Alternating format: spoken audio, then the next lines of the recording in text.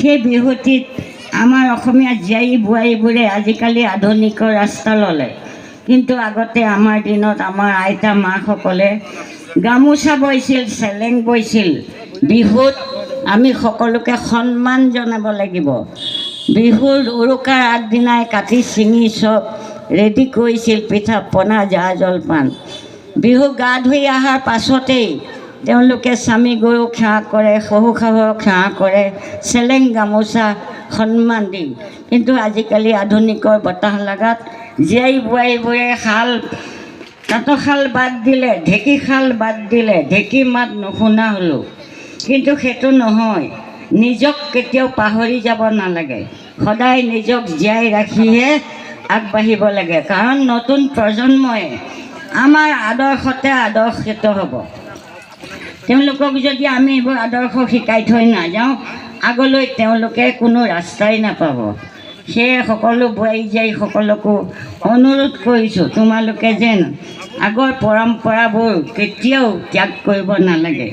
আধুনিক যদিও আধুনিকেই হৈ থাকিব লাগে। কিন্তু আগৰ দিনত আমি যেতিয়া গাভৰু আছিলোঁ, তেতিয়া এই বিহু আমি মনে মনে বৰগছৰ তলতহে নাচিব গৈছিলোঁ।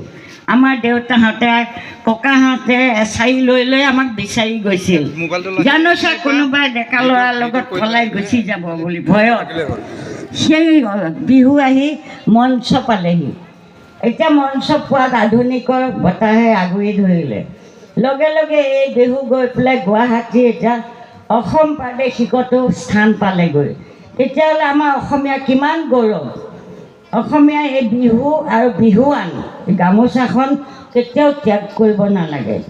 আৰু আমাৰ যিখিনি নৈতিক কৰ্তব্য, আইতাসকলে বা বোৱাৰীসকলে ল'ৰা ছোৱালীবোৰক এইবোৰ প্ৰদান কৰিব লাগে, শিক্ষা দিব লাগে। বহুতে ক'বলগীয়া আছে, কিন্তু সময়ৰ কথা আছে, সময় নাটনি হোৱাত চমু বক্তব্যৰে সামৰণি মাৰিলোঁ। আপোনালোকৰ হয়তো ওচৰত যিকেইষাৰ কৈছোঁ সেইটো ভুল ত্ৰুটিও হ'ব পাৰে। সেই ভুল ত্ৰুটিবোৰ যেন সকলোৱে ক্ষমা কৰে, ইমানকে কৈ আমাৰ চমু বক্তব্যৰ সামৰণি মাৰিলোঁ। নমস্কাৰ।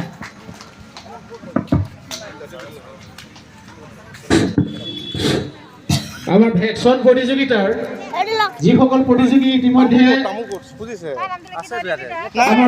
এই সজুৱতে আমাৰ এতিয়া